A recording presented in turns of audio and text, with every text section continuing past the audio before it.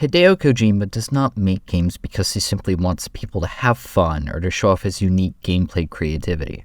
He makes games because he has ideas, themes, and messages he wants to get across. This is rooted deeply in his most profound game series, Metal Gear. The first Metal Gear Solid title, released in 1998, took the gaming market by storm with its refinement of stealth gameplay and its cinematic nature. For a PS1 title, it was incredibly ambitious with its story, offering lengthy cutscenes as well as a central theme that the whole story revolved around. This game was immediately regarded as a classic with positive reception, even today. So, Kojima looked at this game and said, "You know what? I can do better." Metal Gear Solid 2: Sons of Liberty is a strange game. Upon releasing, it received mostly mixed reviews, with most players hating some of the game's big changes. Instead of following Solid Snake from the previous games, a new protagonist was front and center, Raiden. The story follows him in his mission to take on a terrorist group threatening to launch a nuke at Manhattan. Solid Snake is still there, mind you, and his partner Otacon, but they're here at Raiden's side. They're not stealing the show.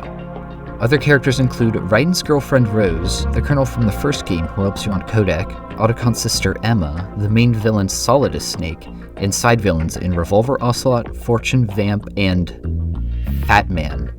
Laugh and grow fat! While I mentioned the game not seeing the most positive light on release, it's been going through sort of a renaissance period in recent years, as people have finally been coming to understand what the game is truly about and how its supposed shortcomings aren't shortcomings at all, but purposeful subversions meant to enhance the story. To explain why this game is so good is difficult in a vacuum, so I'll be relating it back to the 7 media keys found in Dr. Eugene Gahn's book Infinite Bandwidth, which acts as a guide for positive media engagement. The keys are as follows: balance, attitude awareness, dignity of the human person, truth, inspiring, skillfully developed, and relevant/motivated by experience. Today, I'm tasked with analyzing how this game exemplifies these keys. I'll be addressing them all, and I'll include timestamps for each if you're just looking for one specific key. Metal Gear is known for its stealth gameplay. It's your goal to sneak around environments and stay out of sight from the enemy.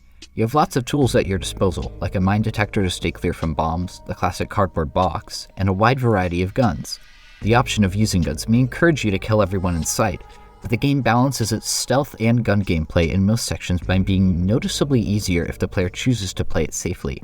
While mowing down enemies may be your preferred way of playing, shooting a guard is risky and can lead to an alert status, therefore summoning more guards to your location.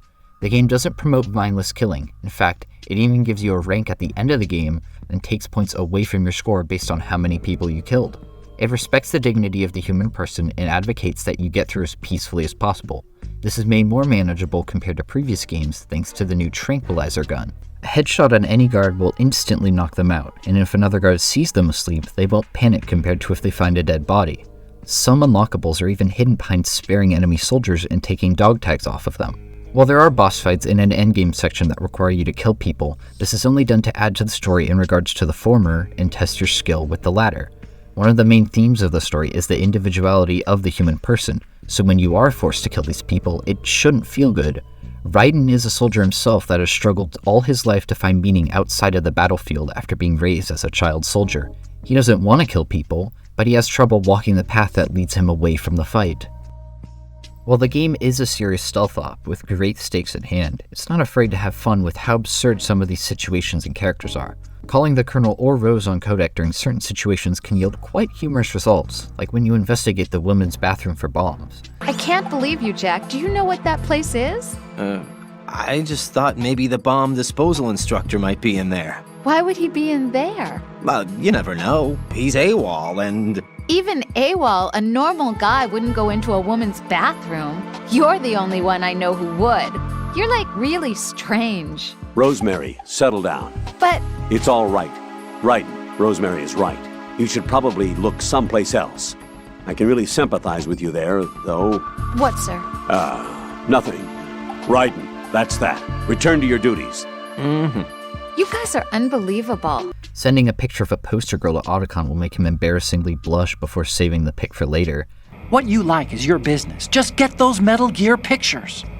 I'll just make a backup of this one. After a single specific cutscene, you can walk out this specific door and find Snake walking in a box and then even call him about it. A box? I don't know anything about that. You sure you weren't imagining things? Of course I'm sure. Do you think it's one of the members of Dead Cell? How should I know? I don't want to fight someone like that. Why not? Because it looks so dumb. Anyone who's willing to be seen like that must be completely insane. I mean, he's a psycho, there's no question about it. Yeah. The entire final stealth sequence even takes away your gear and forces you to play naked. The team recognized that this game's whole concept can be seen as outrageous, so they thought, why not, and had fun with it. This kind of humor has become a staple of the series and gives it noticeably more personality to stand out from modern shooter games. These bits of humor don't detract from the serious moments like you'd think. They're fairly spread out and often don't pop up during more engaging sections. The game is very aware of the attitude it's trying to portray and uses both drama and humor to their fullest extent without one detracting from the other. While its personal flair certainly helps it stand out from the crowd, what I think truly makes this game stand the test of time is something that no other game has done before and likely never will. The entire story is not complete without one major character, you, the player. Now, when I say that, I don't just mean that you need to play through the game to see the story. No, by playing the game, you are actively participating in the will of the main antagonist. Allow me to explain. When the game was being marketed before release, only one aspect of the game was shown, that being the prologue chapter. In this prologue, you play as Solid Snake, the main protagonist of the previous 3 games. Everyone loves Snake, and what wasn't there to love about him? He's a badass mercenary who saved the world from nuclear threat multiple times. Being raised as a soldier himself, he respected the lives of those who he fought and sympathized with them. He fights for the future, living by his own code and doing whatever he needs to in order to reach the ultimate end goal of peace. So you start the game and you get to play as Snake again, and it's just as awesome as everyone anticipated. It's a solid hour and a half of pure bliss. The prologue ends and, oh, we're making dog tags? Okay, just insert yourself into the game, I guess. That's neat and all, but where's Snake? Oh, what?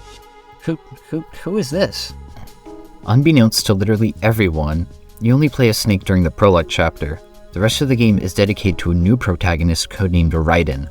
People generally weren't too happy about this. Everyone thought they were promised another nuclear takedown playing as good old Snake like advertised, but the entire rest of the game beyond the prologue was not shown to the public before release. But now that we're playing as Raiden, we might as well make the most of it. Maybe he's just as cool as Snake. Well, let's check. Does he want to save the world of the new nuclear threat? Not at all. He couldn't care less about it. He's just blindly following orders while complaining every now and then about how much he doesn't want to be there. Does he live by his own code? Nope, he's a part of Foxhound and was hired to stop the terrorists, so that's what he's doing. Going in, he doesn't personally have any stakes in this mission. Does he at least have any kind of distinguishable personality traits? Not really. He's mostly a blank slate, just a simple soldier doing what he's told. So you go through the motions. You disable bombs, you save the entire platform from collapsing, you kill the terrorist bomber, you attempt to rescue the president but he gets shot in the process, and you meet the man behind the whole ordeal. Solid is Snake. You confront him with help from Snake and his partner Otacon and drive him back, allowing you some time to regroup. During this, Raiden constantly squabbles with the colonel who assigned him to this mission. While Raiden is open to doing what he's told at first, he starts getting a bit stubborn and questioning why he's doing some of the things the colonel has him doing. The colonel always retorts by saying to simply stick to the mission parameters and stick to his role as part of the simulation. Colonel, you were monitoring the codec calls. That man was the real Snake all along. Maybe. Maybe? Don't let your guard down with him. Why do you say that? Because they were never a part of the simulation. They're an unknown factor. You can take your simulation and... We're out here, we bleed, we die. While Raiden grows increasingly more frustrated at the colonel's constant use of the term, he ultimately obliges and continues to follow his orders. While you're gearing up, Solidus launches his war vessel, Metal Gear Arsenal, which was being built right under you with the plant as a front. After being captured when Snake pretends to betray you to get inside, Raiden is able to confront Solidus while he's confined. Up to this point in the story, we've slowly been learning more about Raiden through his conversations with his girlfriend Rose. Little by little, he was becoming less of that blank slate he was introduced as. However, his whole inner conflict unfolds when Solidus approaches him. The 80s. A civil war. You were one of the best among the child soldiers that fought in that conflict. When you were barely 10 years old, you became the platoon leader of the small boy unit. At the time, Your outstanding kill record earned you several nicknames, including White Devil and Jack the Ripper. Jack, I was your godfather. I named you. When the war ended, you disappeared from the relief center. I wondered what happened to you.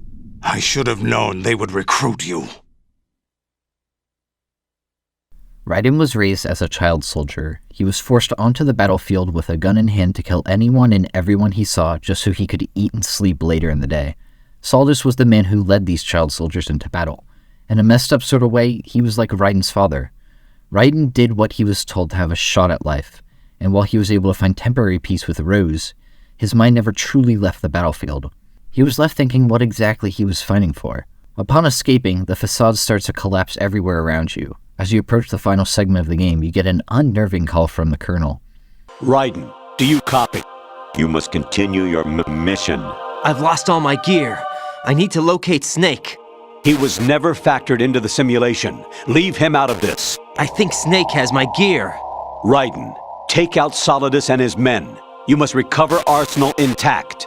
Your role, that is, mission, is to infiltrate the structure and disarm the terrorists. My role? Why do you keep saying that? Why not? This is a type of role-playing game. The point is that you play out your part, and I expect you to turn in a perfect performance. Colonel, I just remembered something. What? That I've never met you in person. Not once.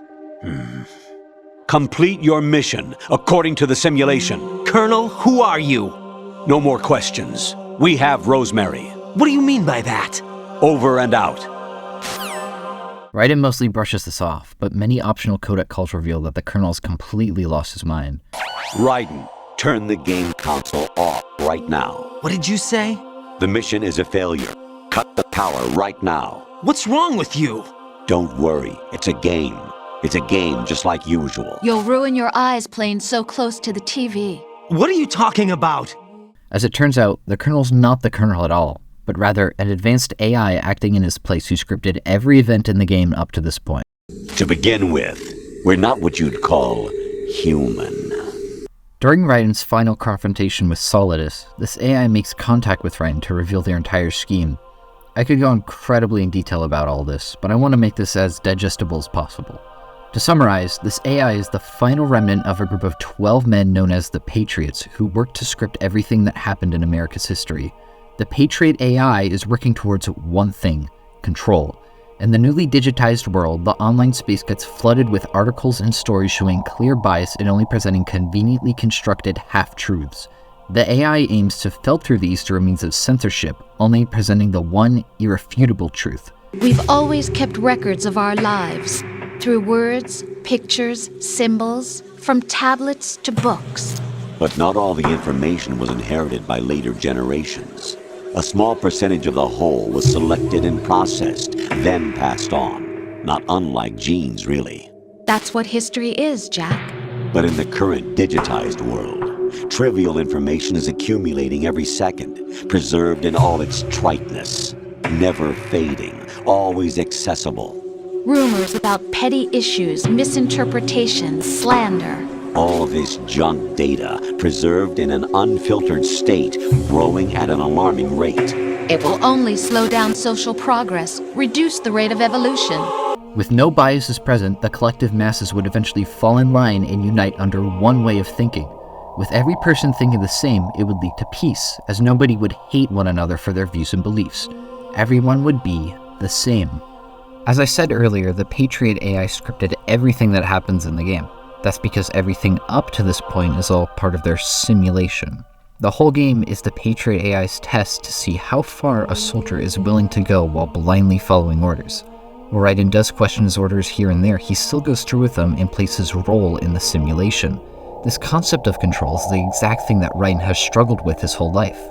As a child soldier, where he had no choice but to kill others for the sake of higher-ups, and now, where he's playing his role in a terrorist plot. So you see, you're a perfect representative of the masses we need to protect. This is why we chose you. You accepted the fiction we've provided, obeyed our orders, and did everything you were told to. The exercise is a resounding success. Now that we know that the Patriot AI is the real villain, it sheds a new light on Solidus. His plan this whole time was to launch an insurrection against the Patriots. He wanted to liberate America from the control of one omniscient being, starting with Manhattan, by taking the city offline. Unlike an intron of history, I will be remembered as an exon. That will be my legacy, my mark in history. But the Patriots would deny us even that. I will triumph over the Patriots and liberate us all, and we will become the Sons of Liberty! With the truth now revealed, Ryan is forced to finish what he started and kill Solidus, the one man who was strong enough to challenge America herself and liberate an entire nation. This victory isn't satisfying. Even Ryan is unsure how to feel, and as the crowd of mindless masses surround him, he starts to question who he really is. Who am I, really? Placing his hand on Ryan's shoulder, Snake gives his 2 cents on what the takeaway from all this is. The memories you have and the role you were assigned are burdens you had to carry. It doesn't matter if they were real or not. That's never the point. Raiden acknowledges that by playing the role that he did, he's no better than the mindless masses that don't think at all for themselves, which leads us all the way back to what I said before all of this. At the start of the game, you're given dog tags. You can put whatever name you want on them, as well as a birthday. Early on, it's made to give the player some sort of self-insert role. Ryan is a blank slate at the beginning of the game, and with the dog tags of the player around his neck, he's a perfect vessel for being whatever the player wants him to be. Now that he's started to question who he really is, these dog tags have no meaning. Snake brings it to Ryan's attention, and we get one of the simplest and most well-thought-out scenes ever put on a screen.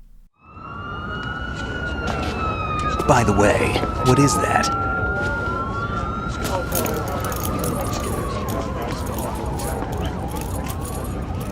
Dog tags.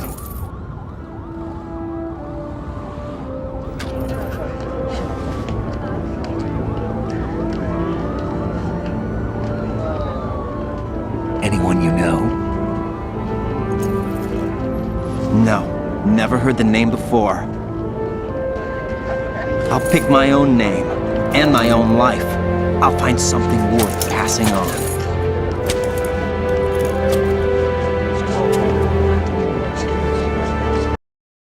Control.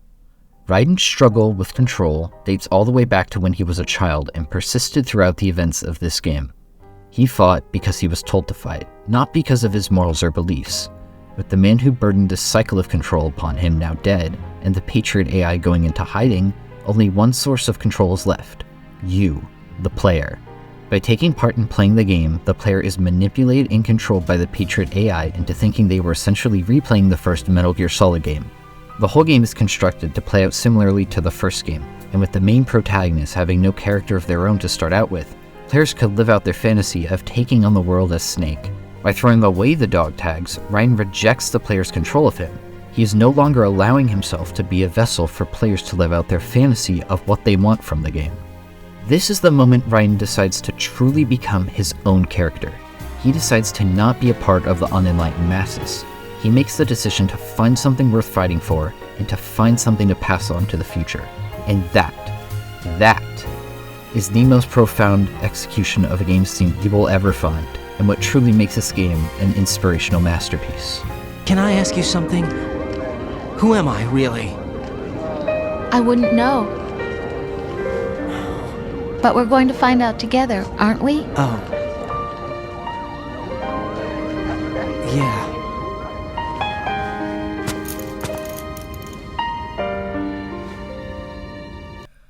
The game's core message that I just went over is deeply rooted in truth. The Patriot AI aimed to control online media output, and by doing so, controlling what people thought and what they believed. They wanted to decide what information would be passed on to the next generation. The untested truths, spun by different interests, continue to churn and accumulate in the sandbox of political correctness and value systems. Everyone withdraws into their own small gated community, afraid of a larger forum. They stay inside their little ponds, leaking whatever truth suits them into the growing cesspool of society at large. The different cardinal truths neither clash nor mesh. No one is invalidated, but but nobody is right. Not even natural selection can take place here. The world is being engulfed in truth. And this is the way the world ends. Not with a bang, but a whimper. We're trying to stop that from happening. It's our responsibility as rulers. The history of humanity is quite ugly, and so filtering out whatever travesties occurred could only help humanity evolve. What Raiden is able to learn by overcoming their control is that these mistakes written into our history are important, because without acknowledging our mistakes, we can't learn or change. Building the future and keeping the past alive are one and the same thing. These terrible things that happen throughout history, whether we want to acknowledge them or not, are the truth. And by burying the truth underneath conveniently constructed lies, we hinder ourselves from evolving or changing. Raiden wanted to forget his terrible past as a child soldier, being forced to mercilessly kill others. He thought he could start over by not acknowledging who he used to be, but he couldn't. Only by recognizing his past as a part of him could he move on towards a brighter future. Solidus raised plenty of other child soldiers. Do you know why we chose you over them? It was because you were the only one who refused to acknowledge the past. All the others remember what they were and pay for it daily. But you turn your back on everything you don't like. You do whatever you like, see only the things you like, and for yourself alone. By making peace with the person he used to be, the person that he tried so hard to forget about, he's able to move forward and change for the better. He's in control of his own life now, and he'll decide what he'll pass on to the future without obscuring where he started. He said all living things want their genes to live on. Are you talking about the baby? Yeah. The genes aren't the only thing you pass on. There are too many things that aren't written into our DNA. It's up to us to teach that to our children. What kind of things? About the environment, our ideas, our culture, poetry, compassion, sorrow, joy. We'll tell them everything together. Is that a proposal? This is for your ears only.